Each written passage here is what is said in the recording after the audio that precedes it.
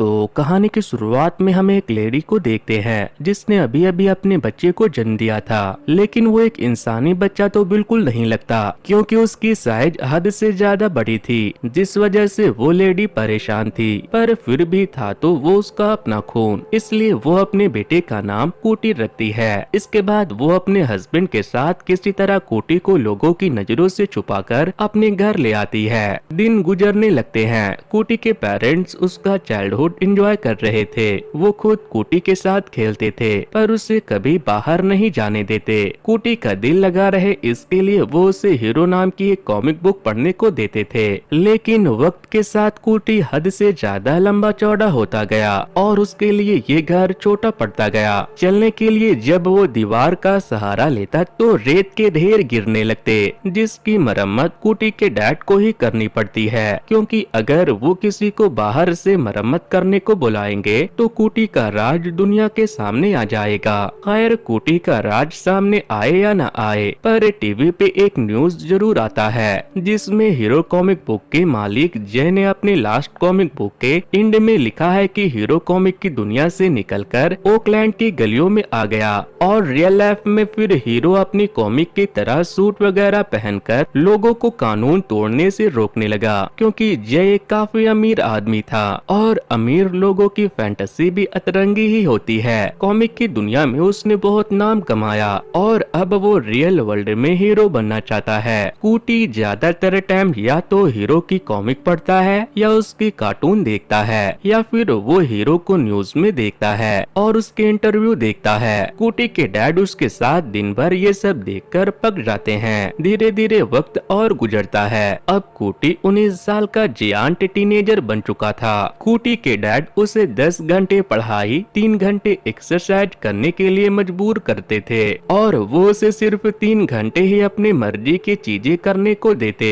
वो टीवी पे आने वाले बिग बैंग बर्गर भी उसे नहीं खाने देते थे, जो कूटी को देखने में काफी लजीज लगती थी। पर उसके डैड का कहना था कि बर्गर खाना नहीं कचरा है, उसे खाने से हेल्थ खराब होती है। इन सारी चीजों से कूटी कदम घुटने लगता है। साथ ही अब ये घर उसके लिए काफी छोटा पड़ रहा था। एक रूम से दूसरे रूम में जाते वक्त गेट ही टूट जा रही थी, इसलिए कूटी के पेरेंट्स मिलकर उसके लिए एक बड़े साइज का घर बनाते हैं जिसमें कूटी आराम से आना जाना कर सके। फिर कूटी की मॉम उसे एक बर्गर देती है जिसे देखते ही कूटी समझ जाता है कि ये बिग बैंग बर्गर नहीं बल्कि घर पे बना हुआ बर्गर है। इससे कूटी मुंह फुला लेता है। तब उसके डैड कहते हैं कि बिग बैंग बर्गर जहर है और मैं अपने प्यारे बेटे को वो जहर खाने नहीं दूंगा। इस रोक टोक भरी जिंदगी से कूटी कदम घुटने लगता है। फिर एक रात वो बदन पे झाड़ियाँ लपेटकर बाहर की दुनिया देखने निकल जाता है। अपने घर के पास से उसे कुछ बच्चे पार्टी करते हुए देखते हैं। कूटी उन्हें देखने लगता है, तभी उनमें से फ्लिक्स नाम का लड़का सुसु करने के लिए झाड़ियों की तरफ आता है। वो डायरेक्टली कूटी की झाड़ी पे ही सुसु करने वाला था, इसलिए कूटी पीछे हट जाता है। फ्लिक्स आगे बढ़कर फिर से उस पे सुसु करने की कोशिश करता है, पर वो फिर से पीछे हट जाता है। इससे फ्लिक्स को लगता है कि मैंने शायद कुछ ज्यादा ही पी रखी है, इसलिए मुझे वहम हो रहा है, पर वो अपनी कोशिश जारी रखता है, जिससे डर कर कूटी वहाँ से भाग जाता है। फ्लिक्स 13 फीट लंबे झाड़ी को भागते देखकर डर के मारे चिल्लाने लगता है। फिर वो सारी बात अपने दोस्तों को बताता है। अगले दिन कूटी देखता है कि फ्लिक्स ने एक यूट्यूब वीडियो बनाया है जिसमें वो कल रात की इंसिडेंट के बारे में लोगों को बता रहा है। आगे कूटी अपने डैड की खटारा कार से बेंच प्रेस मार रहा था, तभी उसे फ्लिक्स की आवाज सुनाई देती है जो कूटी के घर के बाहर अपने 2 जिगरी यार स्केट और जोन्स के साथ सुट्टा फूक रहा था। वो कूटी को झाड़ियों में छिपकर अपनी बातें सुनते हुए देख लेते हैं, इसलिए वो कूटी को बाहर आने को कहते हैं। कूटी तो बाहर नहीं जा सकता था, इसलिए वो उन्हें ही अपने घर बुला लेता है। अंदर इनकी थोड़ी जान पहचान होती है। ये तीनों काफी गरीब तरीके से आते हैं, लेकिन वो कूटी से डरते नहीं हैं। पर हाँ, उन्हें थोड़ी हैरानी जरूर होती है कि कोई आदमी इतना विशालकाय कैसे हो सकता है। कूटी उन्हें कार से बेंच प्रेस मारकर अपनी ताकत का नमूना दिखाता है। अब इन्हें यहाँ से जाना था।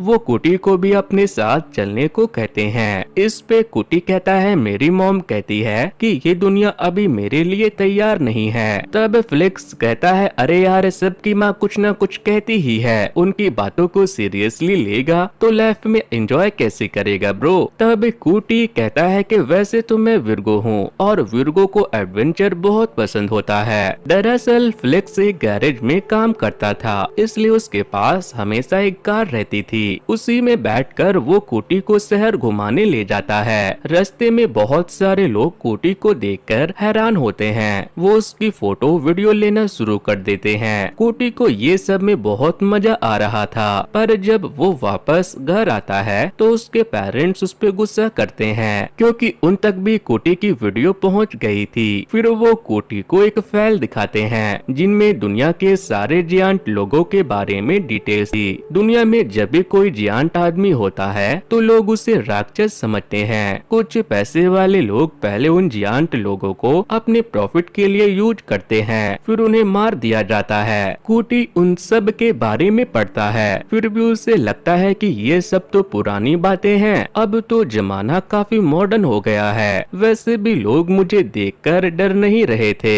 बल्कि वो मुझे देखकर खुश हो रहे थे। कूटी ने तो जैसे अपने पेरेंट्स की बात ना मानने की कसम खा रखी थी। वो अगले दिन अपने दोस्तों के साथ बिग बैंग बर्गर खरीदने जाता है। सभी लोग उसे घूरने लगते हैं, पर फ्लोरा नाम की एक एम्प्लॉय फटाफट अपना काम करने में बिजी थी। जब वो कूटी को देखती है तो देखती ही रह जाती है। पहली ही नजर में दोनों को एक दूसरे पे क्रश हो जाता है। इसके बाद कूटी बाहर जाकर अपने दोस्तों को एक एक बर्गर देकर खुद ढेर सारा बर्गर खा लेता है, इस उम्मीद में कि बिग बैंग बर्गर एड्स में इतना टेस्टी लगता है तो असल में खाने पे कितना मजा आता होगा। मगर तुरंत ही वो सारा बर्गर उगल देता है, क्योंकि इसका टेस्ट उसे बिल्कुल पसंद नहीं आता।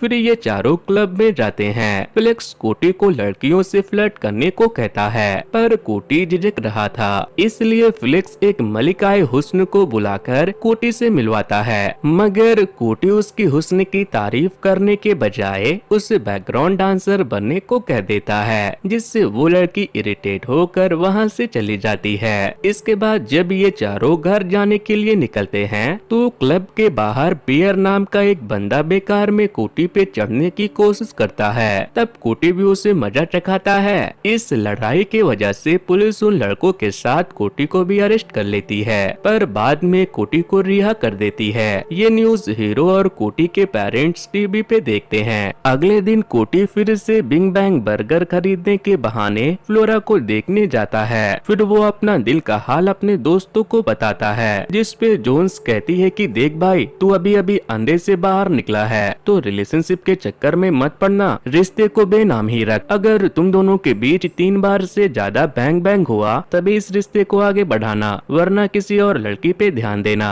मगर कूटी की पॉकेट मनी खत्म हो गई थी। उसे बिग बैंग बर्गर खरीदने और पार्टी करने के लिए पैसे चाहिए थे, जो वो अपने पेरेंट्स से मांगता है, पर उसके पेरेंट्स उससे नाराज थे, इसलिए वो कहते हैं कि पैसे पेड़ पे नहीं उगते, अगर तुम्हें हमारी बात नहीं माननी है और आवारागर्दी करनी है तो खुद के पैसे कमाओ। मगर पेरेंट्स की डांट का भी कूटी पर कोई असर नहीं होता। वो अपने दोस्तों के साथ सुपरमार्केट चला जाता है, जहाँ उसके दोस्त शराब लेना चाहते हैं, पर खरीदने के लिए उनके पास पैसे नहीं थे। तभी यहाँ सैम नाम का टैलेंट मैनेजर एजेंट आता है। वो कूटी को अपने लिए काम करने को राजी कर लेता है। वो कूटी से मॉडलिंग करवाता है, जिसमें वो उसे ब्रांडेड कपड़े पहनाकर उसे अजीबोगरीब पोज देने को कहता है। कूटी को बस पैसों से मतलब था, इसलिए वो ये नोटिस नहीं करता कि इन पोज और एक्सप्रेशन से वो एक राक्षस लग रहा है जो लोगों को तंग कर रहा है। वहीं जोन्स एक कैंपेन से जुड़ी हुई थी, जिसमें वो गरीब लोगों के बेघर होने के खिलाफ प्रदर्शन करने वाली थी। वो कूटी को भी साथ चलने को कहती है, पर कूटी अपने मॉडलिंग में बिजी होने की वजह से नहीं जा पाता। मॉडलिंग की वजह से कूटी थोड़ा फेमस भी होने लगता है। उसके पास अंधभक्त टाइप के लोग आ जाते हैं जो कूटी को अपना मसीहा मानने लगते हैं। उनके अकॉर्डिंग उनके धर्म ग्रंथ में लिखा हुआ था कि 21वीं सदी में मैं एक जियांट के रूप में मसीहा बन के आऊंगा और सबका भला करूंगा। कूटी उन्हें बहुत समझाने की कोशिश करता है कि मैं कोई मसीहा नहीं हूँ, पर वो मानने को तैयार ही नहीं थे। नेक्स्ट सीन में कूटी बिग बैंग बर्गर खरीदने के बहाने फ्लोरा से से मिलकर उसे डेट के लिए पूछता है, जिसके लिए वो हाँ कर देती है। फिर ये दोनों एक रेस्टोरेंट में जाते हैं, जहाँ कोटी उससे फ्लर्ट करता है। फ्लोरा उससे लाइन मारने से मना करती है, जिससे कोटी का मुंह बन जाता है। फिर वो उसे लाइन मारने की परमिशन दे देती है। फिर बातों ही बातों में कोटी को पता चलता है कि फ्लोरा एक शेफ है जो हेल्थी और सस्ता खाना बेचना चाहती है, पर अभी उसके पास फंड नहीं है, इसलिए वो बिन बैंग बर्गर में काम करती है। फ्लोरा भी एक खास इंसान है, वो बाकी लोगों की तुलना में काफी फास्ट है। जब तक लोग एक बाइट खाते हैं तब तक वो बहुत सारा काम निपटा सकती है। वो बोलती भी बहुत फास्ट थी, पर लोग नहीं समझ पाते थे, इसलिए फ्लोरा ने स्लो मोशन में बोलने की प्रैक्टिस की ताकि वो नॉर्मल इंसान के स्पीड को मैच कर पाए। अचानक कोटी को वोमिटिंग सी महसूस होती है। फ्लोरा अपने स्पीड की मदद से फटाक से एक डस्टबिन उठाकर कोटी के मुंह के पास रख देती है, जिससे वो एरिया गंदा होने से बच जाता है। तभी हमेशा की तरह लाइट कट जाती है। अगले दिन कोटी फ्लेक्स को बताता है कि मैं आज रात फिर से फ्लोरा से मिलने वाला हूँ। फ्लेक्स कहता है कि आज तो टिप टिप बरसा पानी, पानी में आग लगी वाला सीन होने वाला है। देख भाई, पानी तो बरसेगा ही, पर तू छतरी लेकर जाना। तभी फ्लेक्स नोटिस करता है कि कोटी बार बार अपने पेट के पास इचिंग कर रहा है। पूछने पे वो कहता है कि इन मॉडलिंग के कपड़े पहनने से रैशेस हो गए हैं। वो अपने एजेंट से पूछता है कि ये कपड़े किस मटेरियल से बनते हैं। तब एजेंट कहता है कि उसी मटेरियल से जो अमीर लोग पहनना पसंद करते हैं, यानी वो क्लियरली बताता नहीं है कि मटेरियल कौन सा है। कोटी यूट्यूब पे देखकर अपने रैशेस का घरेलू उपाय करता है। वो इन्फेक्टेड जगह पे गार्लिक पेस्ट लगाता है, जिससे बदबू आने लगती है। उसे रात में फ्लोरा के बाहों में खोने भी जाना था, इसलिए वो अपने डैड के परफ्यूम से अच्छी तरह नहाकर फ्लोरा से मिलने के लिए जाता है। यह ऐसी जगह मिलने जाता है जहाँ चारों ओर डांसिंग कार मूव कर रही थी। इससे इनका मूड बन जाता है, पर ये दोनों एक दूसरे को किस करते हैं, पर आज इससे ज्यादा और कुछ नहीं हो पाता। दूसरी ओर स्कैट कोटी को देखने के लिए एक सीडी लेने जाता है। बेचने वाला का दावा था कि इससे जिसने भी देखा है वो हफ्ते भर होश में नहीं आया।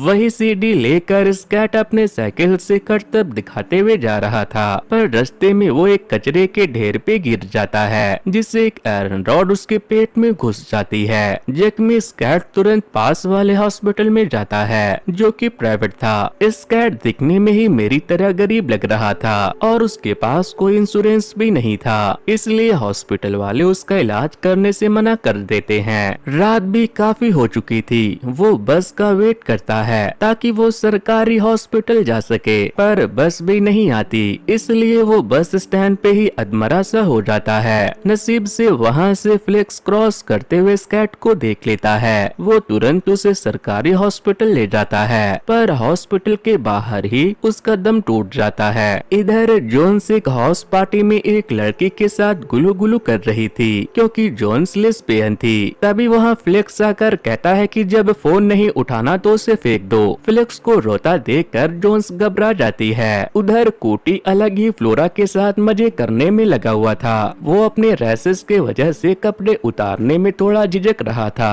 पर जब फ्लोरा उसे देखती है तो वो रैशेस पे किस कर लेती है। फिर ये दोनों अपने आगे का कार्यक्रम कंटिन्यू करते हैं। ये एक दूसरे में इस कदर खो जाते हैं कि जोन्स के कई बार कॉल करने पे भी इन्हें पता नहीं चलता। काफी देर बाद कोटी टिकटॉक पे स्कैट की वीडियो वायरल होते हुए देखता है, जिसमें प्राइवेट हॉस्पिटल के गार्ड उसे धक्का मारकर अपने हॉस्पिटल से बाहर निकाल रहे थे, क्योंकि उसके पास उन्हें देने के लिए पैसे नहीं थे। इससे कोटी को सदमा लगता है। वो तुरंत उस प्राइवेट हॉस्पिटल के हेडक्वार्टर जाता है, जहां जोन्स अपने साथियों के साथ प्राइवेट हॉस्पिटल के खिलाफ प्रदर्शन कर रही थी। वो एक जोरदार भाषण देती है कि कैसे अमीर लोग हमारा शोषण करके और अमीर होते जा रहे हैं। वो हमारे ही इलाके में बार बार बिजली काटते हैं ताकि अमीर लोगों के इलाके में 24 घंटे बिजली पानी की सुविधा हो। ये सब इंसानियत नहीं बल्कि पैसे की भाषा समझते हैं। तभी वहाँ पुलिस आकर भीड़ पे कार्रवाई करती है। कोटी भी क्राउन हॉस्पिटल के बिल्डिंग में स्प्रे से स्कैट लिख देता है। तभी वहाँ हीरो भी आ जाता है।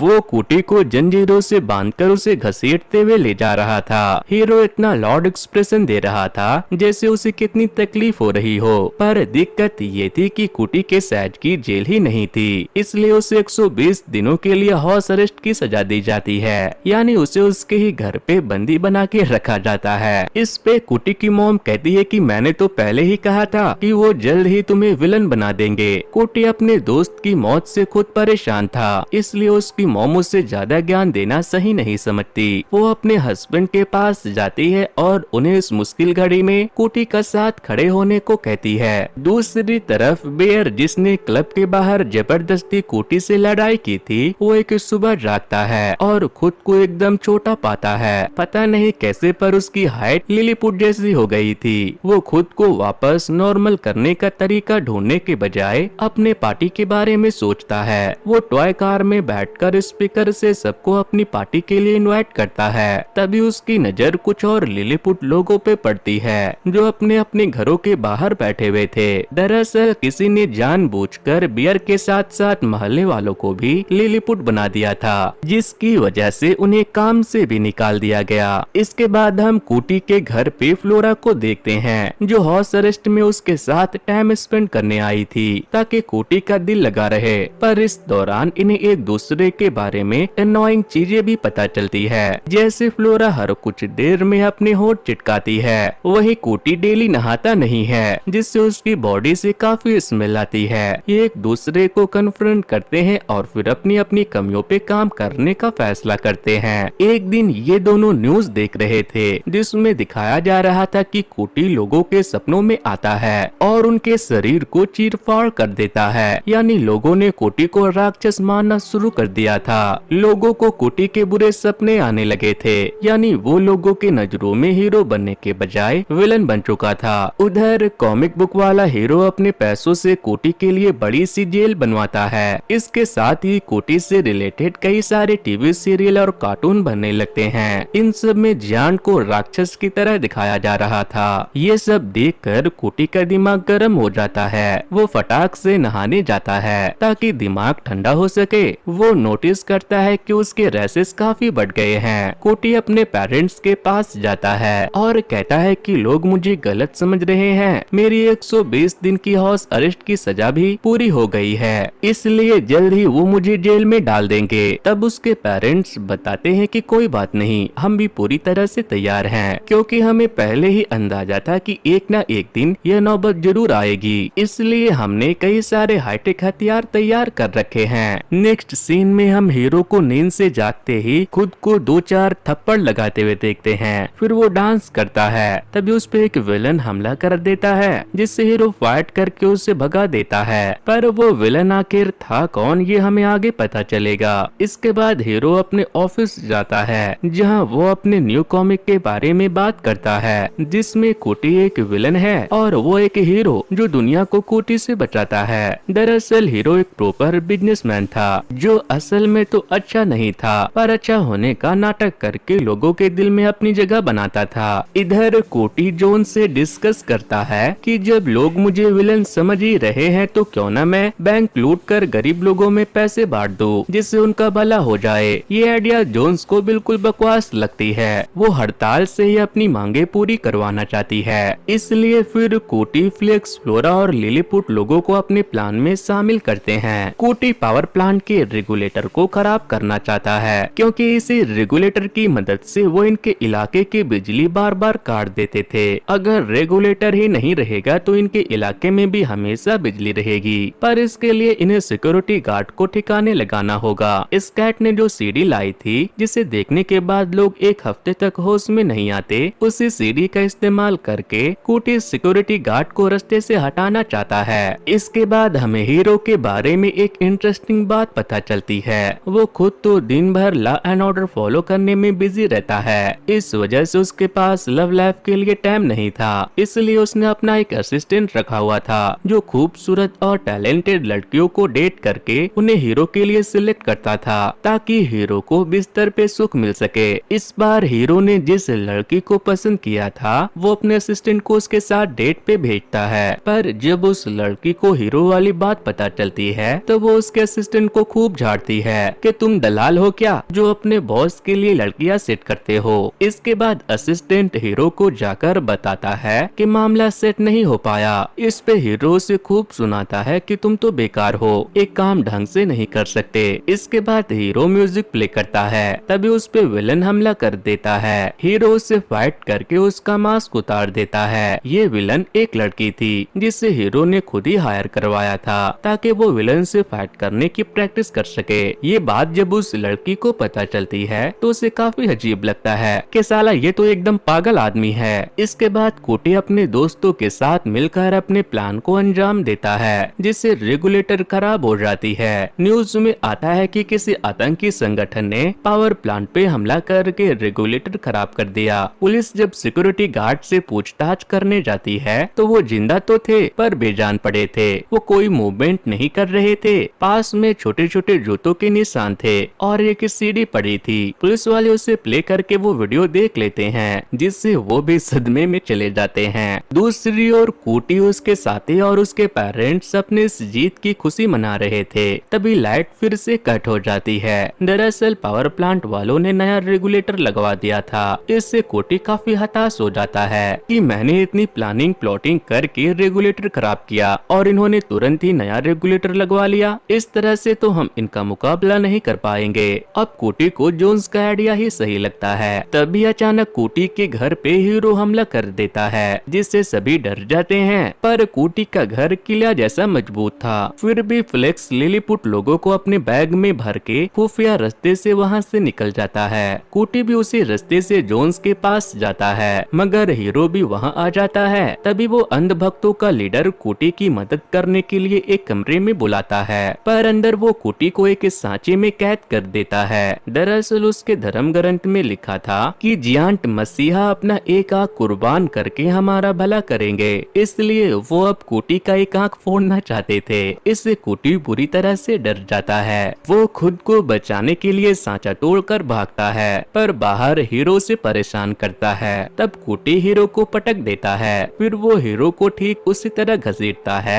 जैसे हीरो ने कोटी को घसीटा था। अब भुगतने की बारी हीरो की थी। कोटी उसे मारता पीटता है। तब हीरो कहता है कि मुझे मेरी गलती का एहसास हो गया है, तुम भी मेरी तरह एक अच्छे इंसान हो, क्यों ना हम साथ मिलकर लॉ एंड ऑर्डर मेंटेन करें। अब दुनिया के पास एक नहीं बल्कि 2 सुपर हीरो होंगे। कोटी तो हीरो का फैन था ही, उसे भी हीरो का आइडिया अच्छा लगता है। वो उससे हाथ मिला लेता है, पर जैसे ही हीरो खुद को संभालता है वो धोखे से कोटी को मोटी मोटी चेन से बांधकर मारता पीटता है, जिससे कोटी का चेहरा लहूलुहान हो जाता है। हीरो अब उसे अपने स्पेशल जेल ले जाना चाहता था, लेकिन तभी वहाँ जोन्स आ जाती है। पहले तो वो हीरो को खूब भला बुरा कहती है, पर फिर कोटी उसे अपनी कम्युनिकेशन स्किल का यूज करके हीरो को मैनिपुलेट करने को कहती है। जिसके बाद जोन्स हीरो से सिर्फ 3 मिनट का वक्त मांगती है और इतने ही देर में वो उसे समझा देती है कि कैसे कैपिटलिज्म से गरीब और गरीब होते जा रहे हैं। अमीर उन्हें आगे बढ़ने का मौका नहीं देते, इसलिए उन्हें गलत रास्ता अपनाना पड़ता है और जब वो गलत रास्ते पे जाते हैं तो पुलिस उनका जीना हराम कर देती है। पुलिस की मदद करके एक तरह से हीरो कैपिटलिज्म की ही मदद कर रहा है, जिससे कैपिटलिज्म और गरीबों का खून चूसती है, जिससे गरीब और इलीगल काम करने के लिए मजबूर होते हैं और फिर पुलिस उन्हें और परेशान करती है। ये साइकिल यूं ही चलता रहता है। जोन्स की बातों से हीरो कन्विंस होकर चुपचाप वहाँ से चला जाता है, जिसके बाद सभी राहत की सांस लेते हैं। मगर कोटी को अभी भी इचिंग हो रही थी। वो अपना जैकेट खोलकर देखता है कि अंदर उसका पूरा बदन जख्मी हो चुका है। थोड़ा सा छूने पे उसकी स्किन अलग हो जाती है और इसी के साथ ये कहानी यहीं पर खत्म हो जाती है। तो दोस्तों ये स्टोरी आपको कैसी लगी हमें कमेंट करके बताना। वैसे दोस्तों कुछ दिनों पहले ही मैंने कैसे मूवी की स्टोरी को एक्सप्लेन किया था, अगर आप लोगों ने उसे नहीं देखा है तो वॉच नेक्स्ट पर क्लिक करके उसे जरूर से देख लेना। सो वेल गाइस, आज के वीडियो में इतना ही। Thanks to, good bye.